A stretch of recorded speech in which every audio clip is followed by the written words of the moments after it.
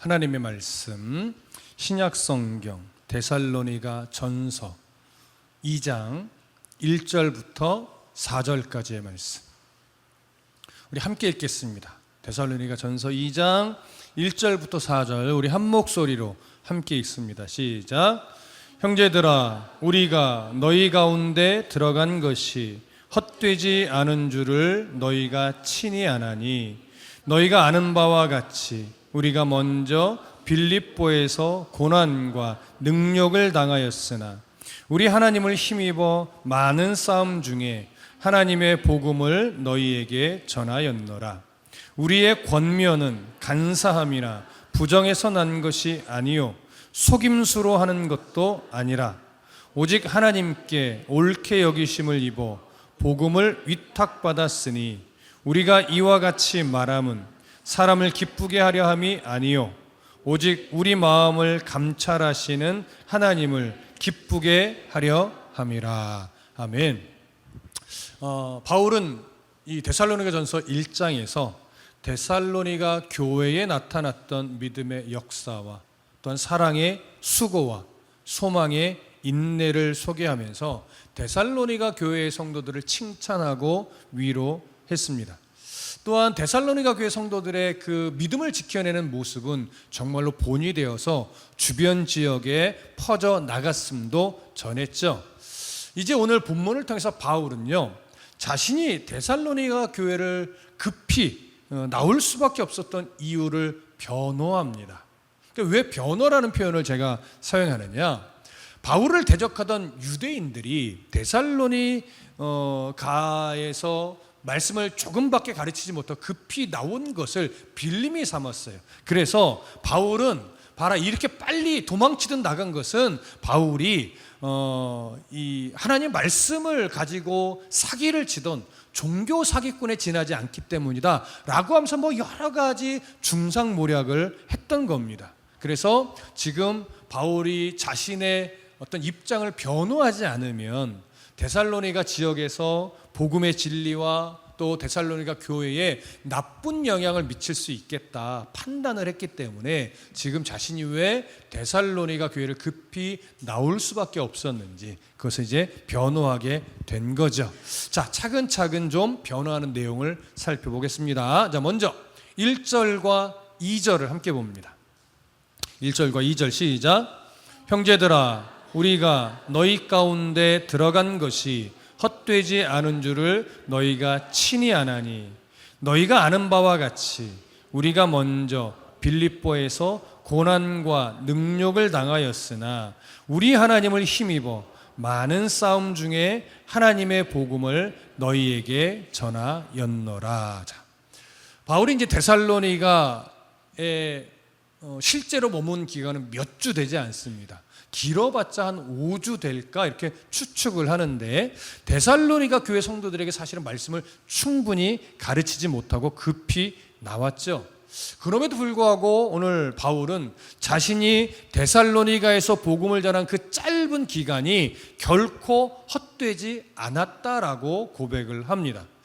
또한 이 복음을 가르친 것이 헛되지 않았다는 사실을 데살로니가 교회 성도들도 안다라고 오늘 표현을 해요. 이건 바울의 확신이에요. 확신. 내가 비록 많이 가르치지는 못했지만 결코 그 시간이 헛되지 않았다라고는 바울의 확신인데, 이런 확신을 가질 수 있었던 건 뭐냐면 복음의 열매가 맺혀진 것을 바울도 보았고 데살로니가 교회 성도들도 보았기 때문에 그래요.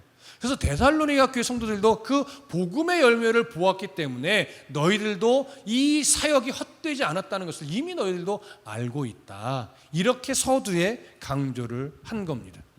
그렇다면 바울의 이 짧은 데살로니가 사역이 헛되지 않을 수 있었던 근본적인 이유가 무엇인가? 바울이 이제 그걸 이야기를 하는데 성경은 이렇게 제시를 합니다. 너희가 아는 바와 같이 우리가 먼저 빌립보에서 고난과 능욕을 당하였으나 우리 하나님을 힘입어 많은 싸움 중에서 하나님의 복음을 너희에게 전하였노라, 이렇게 이야기를 해요. 여러분, 데살로니가 교회에 오기 전에 성도들은 데살로니가 교회에 오기 전에 바울이 이 빌립보에서 어떤 고난과 능력을 받았는지 사실 데살로니가 교회 성도들도 알고 있었습니다. 어떻게 알았을까요? 정확하게는 알 수 없지만 아마도 소문도 있었을 것이고, 바울이 또 내가 빌립보에서 이런 고난을 받고 여기까지 오게 됐다, 아마도 차분히 설명해 주지 않았을까 생각을 합니다. 그렇다면 빌립보 지역에서 바울이 어떤 고난과 능력을 받고 데살로니가로 오게 된 것일까, 어느 정도 알고 계시겠지만 성경을 통해서 좀 확인해 보겠습니다. 여러분, 사도행전으로 가보시죠. 성경을 좀 찾아주십시오. 사도행전, 요한복음 다음 로마서 이전, 사도행전 16장으로 가봅니다. 사도행전 16장 16절에서부터 25절까지 함께 읽어보겠습니다. 사도행전 16장 16절부터 25절, 우리 한 목소리로 함께 읽습니다. 자, 시작. 우리가 기도하는 곳에 가다가 점치는 귀신 들린 여종 하나를 만나니 점으로 그 주인들에게 큰 이익을 주는 자라. 그가 바울과 우리를 따라와 소리질러 이르되, 이 사람들은 지극히 높은 하나님의 종으로서 구원의 길을 너희에게 전하는 자라 하며 이같이 여러 날을 하는지라. 바울이 심히 괴로워하여 돌이켜 그 귀신에게 이르되, 예수 그리스도의 이름으로 내가 네게 명하노니 그에게서 나오라 하니 귀신이 즉시 나오니라. 여종의 주인들은 자기 수익의 소망이 끊어진 것을 보고 바울과 실라를 붙잡아 장터 관리들에게로 끌어갔다가 상관들 앞에 데리고 가서 말하되, 이 사람들이 유대인인데 우리 성을 심히 요란하게 하여 로마 사람인 우리가 받지도 못하고 행하지도 못할 풍속을 전한다 하거늘 무리가 일제히 일어나 고발하니 상관들이 옷을 찢어 벗기고 매로 치라 하여 많이 친 후에 옥에 가두고 간수에게 명하여 든든히 지키라 하니 그가 이러한 명령을 받아 그들을 깊은 옥에 가두고 그 발을 착고에 튼튼히 채웠더니 한밤중에 바울과 실라가 기도하고 하나님을 찬송함에 죄수들이 듣더라. 자, 여기 보니까 여러분 내용은 어렵지 않으시죠? 빌립보 지역에 가서 복음을 막 이제 전하기 시작할 때 한 귀신 들린 여종이 막 따라옵니다. 따라오면서 정말 진리를 외쳐요. 이들은 지극히 높으신 하나님의 종으로서 하나님의 복음을 전하는 자다. 마치 함께 복음을 전하는 자이냐, 따라다니면서 계속 소리를 지르는데 여러 날 그렇게 했대요. 여러분, 아무리 좋은 말도요, 옆에서 계속 떠들어대면 그게 좋은 말로 안 들려요. 근데 지금 이 상황은 어느 정도냐면, 바울이 복음을 전할라 치면 옆에 와가지고 이들은 하나님의 지극히 거룩한 자들로서 복음을 전하는 자입니다 라고 계속 외치는 거예요. 뭐 좀 말만 하려고 하면 옆에 와서 소리 지르고, 저쪽 가서 말만 하려고 하면 소리를 막 질러대니까 맞는 말을 외치는 거긴 한데 복음을 전할 수 없도록 오히려 방해가 되는 외침이 되어 버렸던 거예요. 그래서 바울이 그 여종 안에 귀신이 있는 것을 보고 예수 그리스도의 이름으로 귀신을 쫓아냅니다. 그래서 성령의 능력으로 귀신이 쫓겨 나가게 되죠. 근데 여기서 이제 문제가 발생하는 거예요. 이 여종은요, 주인이 여러 명 있었던 것 같아요. 이유가 있었겠죠. 근데 이 종이 귀신이 들려서 너무 점을 잘 쳐주니까 거기서 돈이 발생이 되는 거예요. 그래서 이 주인들이 이 여종을 항상 이 점치게 만들어서 수익을 보는데 이게 꽤 짭짤했던 것 같습니다. 근데 갑자기 이 사실을 모르고 바울이 귀신을 쫓아내버렸잖아요. 그랬더니 이 여종의 주인들이 화가 나서 바울과 실라를 고발한 거예요. 근데 고발하는 명목은 전혀 다른 명목이죠. 귀신을 쫓아냈다고 고발이 안 되니까 로마 사람이 우리도 받지 못할 이상한 아주 이단적인 풍습을 전해서 혼란을 일으키는 자입니다, 이렇게 말했더니 주변의 사람들도 같이 군중 심리에 휩쓸려가지고 같이 막 고발을 하는 거예요. 그랬더니 로마의 군사들의 상관이 그 말을 듣고, 중요한 건 어떤 재판의 과정도 거치지 않고 옷을 벗기고 매로 심히 고되게 때리고 깊은 옥에 가둬버린 거예요. 뭔가 자기를 변호할 시간도 주지 않은 겁니다. 그렇게 감옥에 갇혔는데, 그것도 깊은 감옥의 발에 착고까지 채웠으니, 쇠사슬까지 채웠으니 얼마나 힘듭니까? 근데 그 감옥 안에서 억울하게 갇혀 매맞고 쇠사슬까지 매인 그곳에서 바울과 실라는 하나님을 찬송하게 되지요. 근데 문제는 뭐냐면, 말은 못했지만 바울과 실라는 면책 특권이 있는 로마 시민권자였던 거예요.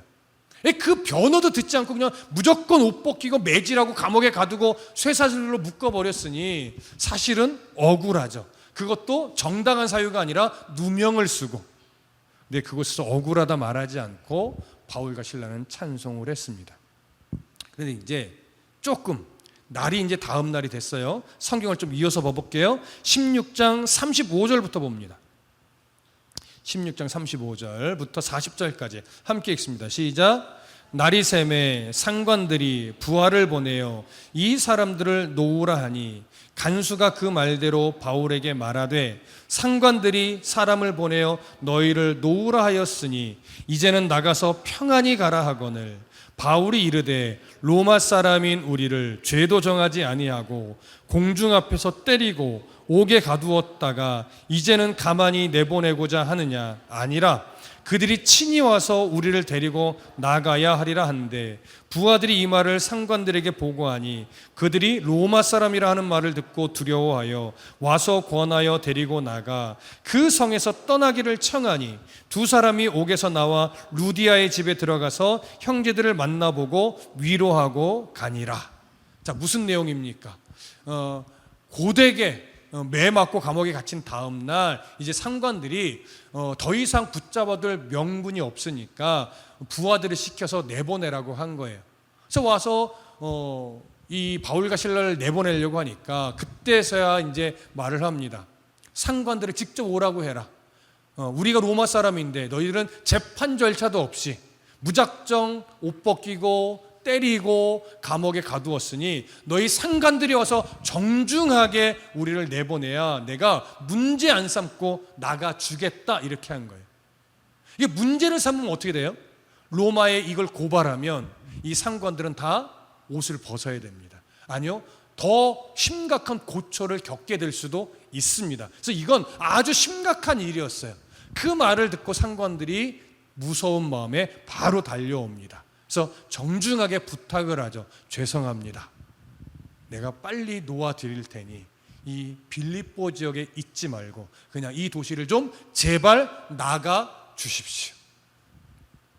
아마도 바울은 빌립보에 세워진 교회에 어떤 해가 갈까봐 그 말을 듣고 순순히 이제 빌립보 지역은 루디아와 세워진 교회 사람들에게 맡겨놓고 이제 다음 여정을 그래서 출발하게 된 것으로 여겨집니다. 자, 이렇게 능력과 고초를 당했어요, 바울이. 그러고서 나오게 된 것인데, 이 능력과 고초를 당했다는 이 표현을 근거로 해서 오늘 본문은 이렇게 연결했어요.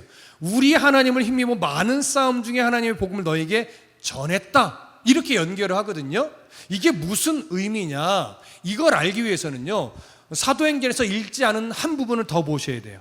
자, 어디를 보시냐면 16장 26절부터 34절을 볼게요. 그 사이 우리가 읽지 않은 부분이에요. 26절부터 34절까지 함께 읽습니다. 시작. 이에 갑자기 큰 지진이 나서 옥토가 움직이고 문이 곧 다 열리며 모든 사람의 매인 것이 다 벗어진지라. 간수가 자다 깨어 옥문들이 열린 것을 보고 죄수들이 도망한 줄 생각하고 칼을 빼어 자결하려 하거늘 바울이 크게 소리질러 이르되 네 몸을 상하지 말라, 우리가 다 여기 있노라 하니, 간수가 등불을 달라고 하며 뛰어들어가 무서워 떨며 바울과 실라 앞에 엎드리고 그들을 데리고 나가 이르되 선생들이여 내가 어떻게 하여야 구원을 받으리이까 하거늘 이르되 주 예수를 믿으라, 그리하면 너와 네 집이 구원을 받으리라 하고 주의 말씀을 그 사람과 그 집에 있는 모든 사람에게 전하더라. 그 밤 그 시각에 간수가 그들을 데려다가 그 맞은 자리를 씻어주고 자기와 그 온 가족이 다 세례를 받은 후 그들을 데리고 자기 집에 올라가서 음식을 차려주고 그와 온 집안이 하나님을 믿음으로 크게 기뻐하니라. 자, 감옥 안에 있을 때 그 밤에 어떤 일이 벌어져요? 큰 지진 같은 것이 일어나서 옥문이 다 활짝 열린 거예요. 그때 깜짝 놀라서 간수가 이 상황을 판단하는데, 판단해 보니까 죄수들이 다 도망갔구나, 이렇게 판단을 해버린 거예요. 왜? 평상시에 있으면 이게 너무나 당연한 일이니까. 그래서 어떻게 하려고 해요? 자결하려고 했어요. 죄수들이 도망갔는데 왜 이 간수가 자결하려고 했을까요? 당시 로마는요, 군기가 엄청 강해서 만일 죄수를 지키는 병사가 그 죄수를 놓치면 그 죄수가 받을 형벌을 간수가 대신 받게 돼 있어요.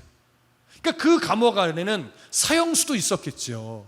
그러니까 사형수가 받을 벌을 이 간수가 대신 받아야 되는 거예요. 그렇게 끌려가서 고초를 받고 죽임을 당하느니 차라리 지금 스스로 목숨을 끊는 게 훨씬 더 낫겠다, 이렇게 판단을 한 거예요. 이만큼 로마 군대의 군기가요 굉장히 강했어요. 그래서 자결하려고 하자 바울이 죽지 말아라, 우리가 다 여기 있다. 우리가 다라는 것은요, 바울과 실라도 있지만 다른 죄수들도 포함하는 거예요. 놀랍게도 하나님이 기적과 같은 현상을 일으켜서 옥문을 열었는데 하나님의 섭리 가운데 한 죄수도 도망 나가지 않은 거예요. 그럴 때 이 말을 듣고 간수가 두려운 마음을 가지고 조심조심 감옥 안에 들어가 보니까 바울과 실라가 그대로 있고, 아마 다른 방들도 보니까 죄수들도 그대로 있었겠죠. 여기서 너무 놀랐던 거죠. 근데 참 이상하게도 그러면 그냥 감사합니다 하면 되는데 그 간수가요 바울 앞에 무릎을 꿇고 뭐라고 요구하냐면 어떻게 하여야 구원을 받겠습니까? 라는 질문을 해요. 여기서 우리가 유추할 수 있는 것은 뭐냐면, 기본적으로 이 간수는 진리에 대한, 영원한 진리에 대한 목마름을 이미도 갖고 있었던 사람으로 여겨지고, 아마도 바울이 빌립보에 들어와서 어떤 일을 하고 있었는지에 대해서 그는 들었던 것 같아요. 어쩌면 이 여종의 귀신을 쫓아내고 하나님 나라의 복음을 전해 왔다는 소문을 아마 진리에 대한 궁금증 때문에 들어서 알고 있었던 것으로 여겨집니다. 하지만 그것이 참된 하나님을 전하는 건지는 아직 모르죠. 근데 이 사건을 통해서 바울 선생님이 전하던 그 복음이 진짜 진리일 수도 있겠구나, 아마도 이렇게 생각이 들었던 것 같아요. 그래서 바울 앞에 무릎을 꿇고 어떻게 하여야 영생을 얻을 수 있겠습니까? 라는 정말 놀라운 물음을 하게 되고, 바울은 그 앞에서 주 예수를 믿으라, 그리하면 너와 네 집이, 집은 집안에 있는 모든 사람들을 말하죠, 너의 집이 구원을 받으리라. 이 말을 딱 해주니까 이 간수가 그 말을 그대로 수용을 합니다. 그래서 바울을 데리고 집으로 가서 세례를 받고 기쁨으로 함께 음식을 먹게 되는 일이 벌어진 거죠. 여러분, 바울이 여기서 무엇을 깨달았을까요? 바울이 여기서 깨달은 게 뭘까요? 하나님 나라의 복음이라고 하는 것, 예수 그리스도의 그 십자가 복음이라는 것은 단순하게 사람의 열심으로 전해지는 것이 아니구나. 하나님은 정말로 말도 안 되는 상황을 연출하셔서 사람을 도구로 하여 복음이 필요한 곳에 전해지도록 하나님이 역사함으로 복음은 확장되는 거구나. 그저 나는 도구일 뿐이구나. 바울은 이걸 정확하게 이전에도 알았지만 더 선명하게 깨닫게 된 거예요. 이걸 깨닫게 되니까 빌립보는 루디아와 성도들에게 맡겨놓고 담대하게 다음 지역으로 올 수 있었던 거죠. 데살로니가에 왔을 때도 사실은요, 그가 그런 고초와 능욕을 당했다면 다음 지역에서도 또 복음을 전하다가 이렇게 매 맞고 감옥에 갇히고 능욕을 받으면 어떡하지? 왜냐하면 그게 결코 쉬운 일이 아니거든요. 여러분, 매를 한두 대 맞아도 힘든데 침뱉은 능욕받는 것, 이것도 자존심이 엄청나게 상하는 일인데, 당시에 바울과 실라가 빌립보에서 옷을 벗김을 당하고 매를 맞은 거 생각해 보세요. 여러분, 그냥 서너 대 맞은 걸까요? 그렇지 않아요, 여러분. 정말 이 매는요 거의 실신할 정도로 맞는 매예요. 그리고 능력은요 자존심을 상하게 만드는 정도의 능력이 아니에요. 그리고 갇힌 감옥은요 위생이 청결한 곳이 아니에요. 지하에 빛도 안 들어오는 정말 지저분해서 발 하나도 넣기 싫은 이런 곳이에요. 근데 거기에 발에 쇠사슬까지 묶였어요. 이게 어마어마한 고통입니다. 두 번 다시 겪고 싶지 않은 그런 고통이에요. 그래서 다음 지역에서 복음을 전하다가 또 이런 고초를 당하면 어떻게 하나 두려워서 복음을 전하기가 머뭇거려질 수도 있었을 거예요. 그런데 바울은 그리고 실라는 데살로니가에서도 하나님을 의지하여 두려움 없이 복음을 전할 수 있었습니다. 그 이유가 뭐예요? 자신은 그저 도구일 뿐이라는 걸 인정했기 때문에.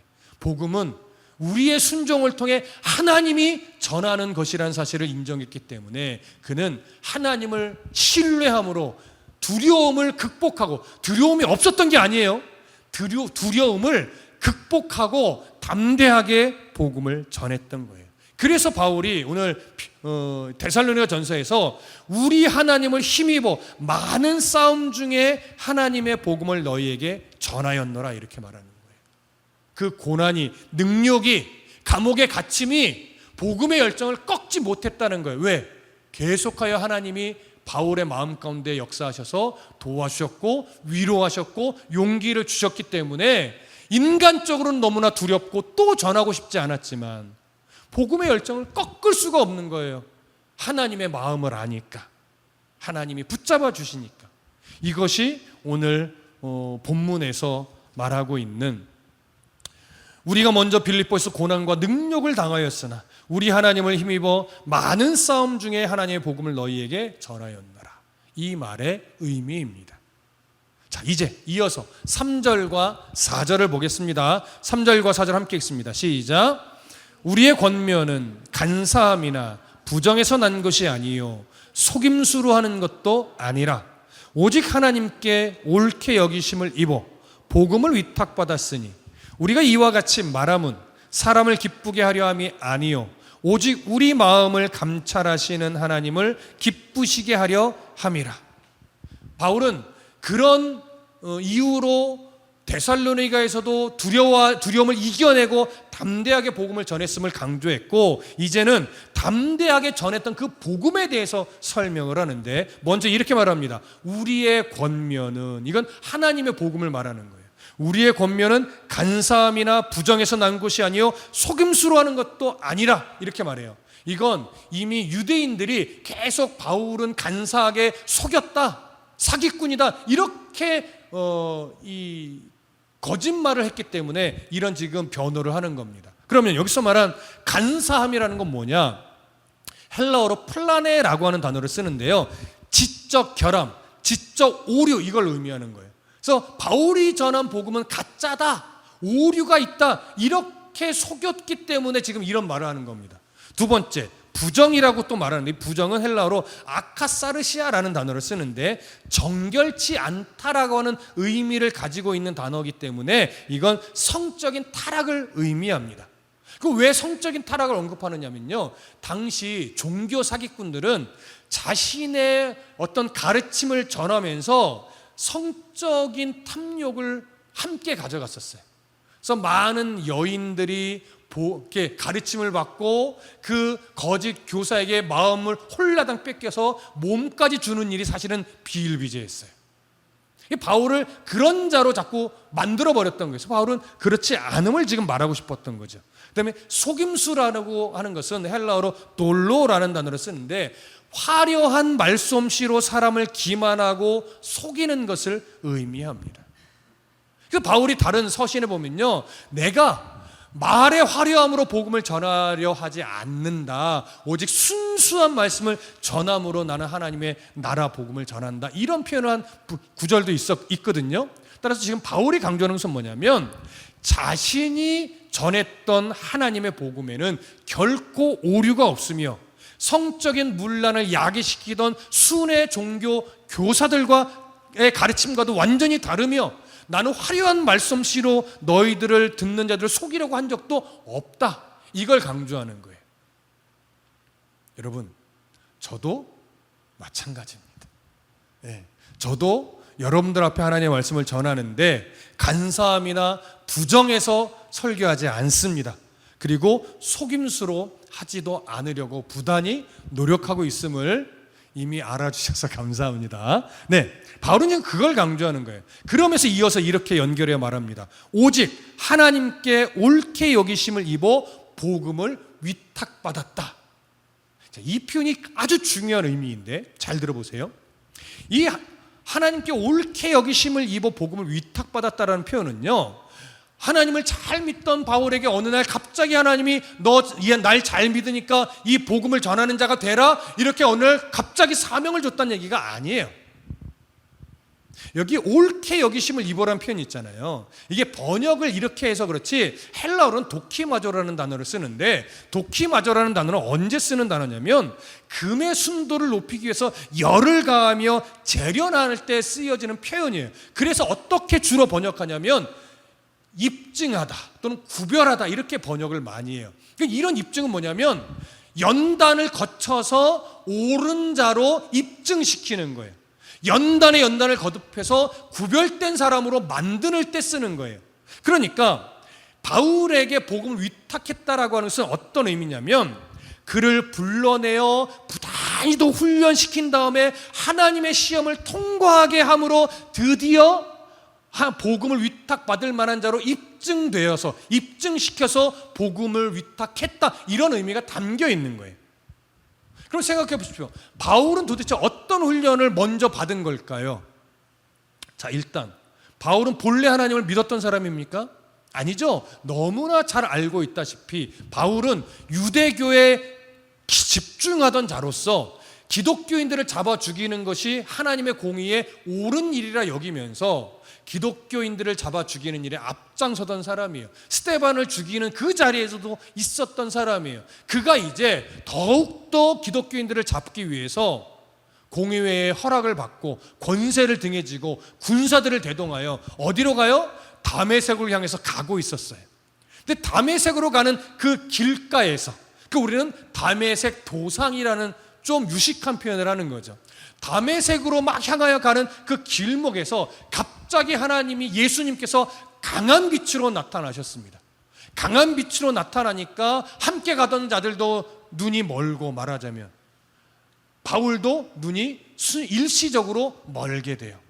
그러면서 부활하신 예수님이 바울을 만나주셨죠. 강력하게 부활의 예수님을 만나자 바울은 그동안에 가지고 있던 모든 신학적 개념이 다 깨졌어요. 그래서 복음을 받아들일 수밖에 없는 자가 됐죠. 강력한 하나님의 역사로 복음을 인정했고 받아들였어요. 그 다음에 그에게 막 사명을 바로 줬습니까? 그러지 않아요. 그에게 만난 예수님을 막 한 번쯤은 전하도록 놔둬요. 근데 복음 전하면 실패를 하죠. 아무도 귀뚱으로도 안 들어요. 그 실패를 맛본 다음에 그를 어디로 보내요? 어디로 보내요? 아라비아로 보내요.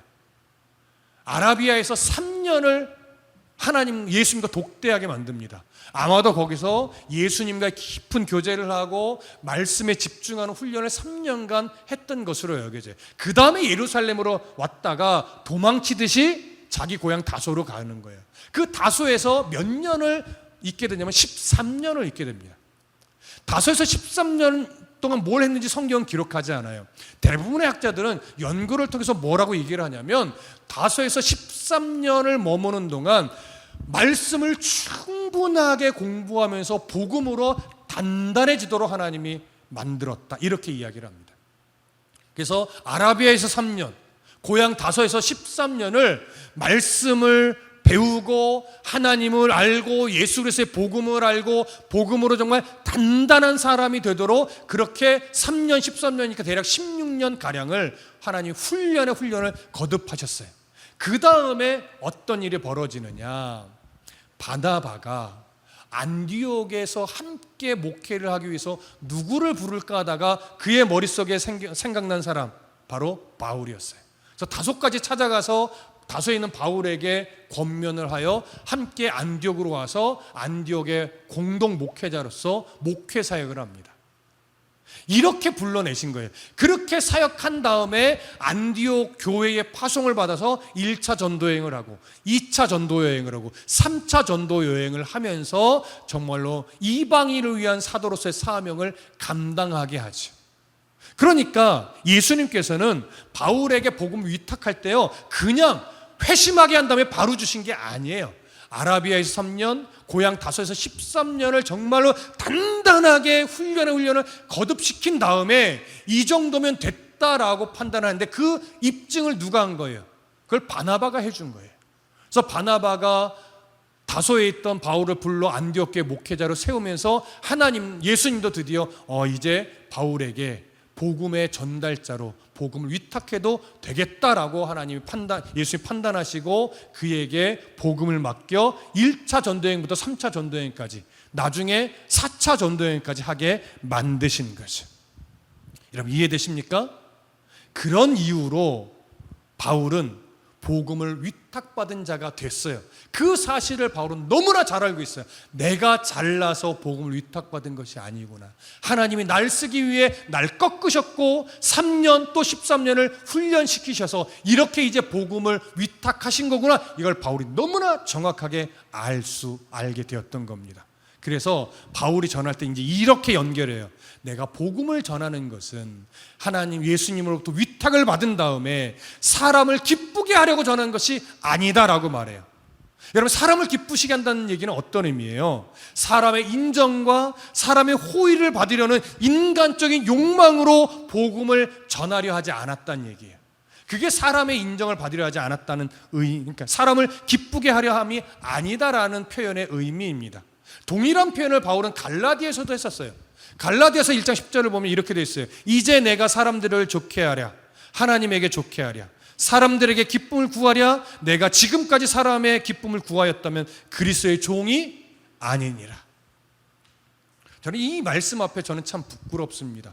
물론 저도 여러분들에게 인정을 받으려고 강해 설교를 하는 건 아닙니다. 그럼에도 저도 사람인지라 여러분들에게 좀 칭찬도 받고 싶고 인정도 받고 싶을 때가 저는 있는데, 바울은 단호하게 그런 마음을 끊어 버렸던 것 같습니다. 그래서 나는 사람을 기쁘게 하려고 지금까지 복음을 전하지 않았다, 이렇게 말하면서 마지막에 말해요. 오직 우리 마음을 감찰하시는 하나님을 기쁘게 하려 합니다. 그러니까 이 말, 우리의 마음을 감찰하시는 하나님이라는 건 어떤 의미냐면, 복음을 전하는 목적과 동기를 너무나 잘 알고 계시는 그 하나님을 기쁘게 하려고, 그 하나님을 속일 수 없기 때문에 나는 그런 인간적인 동기를 다 버리고 그저 하나님이 위탁한 복음을 바르게 전하기 위해 지금까지 달려왔다, 이걸 말하는 거예요. 이걸 데살로니가 교회 성도들아, 너희들도 알지 않느냐, 이 얘기를 하는 겁니다. 사실 저도 바울과 같은 심정이긴 해요. 여러분들이 이태희 목사라고 하는 설교자에게 정말 인정해 주셨으면 하는 것 하나는, 은퇴할 때까지도 인정해 주셨으면 좋겠다라고 하는 거 하나는, 이태희 목사는 정말 교회를 불리기 위해, 성도들의 환심을 사기 위해 달콤한 설교를 했던 사람이 아니라 정말로 하나님의 말씀을 가감없이 바르게 전하기 위해 정말 몸부림쳤던 설교자였다, 이런 인정을 받고 싶은 것이 저의 진짜 마음입니다. 그렇게 변질되지 않도록 계속 기도해 주십시오. 자, 그렇기 때문에 오늘 우리가 바울의 이 고백, 우리의 사람을 기쁘게 하려 함이 아니요 오직 우리 마음을 감찰하시는 하나님을 기쁘게 하려 함이다 라고 말했던 바울의 이 말씀을 우리가 마음에 새기고 꼭 가슴에 새겨야 될 것이 뭐냐면, 하나님을 기쁘시게 하는 삶을 우리가 다 살아내야 되는데, 하나님을 기쁘시게 하는 행위는 절대 업적이 아니라는 사실이에요. 하나님을 기쁘시게 하는 행위는 봉사와 섬김을 얼마나 많이 했느냐가 아니에요.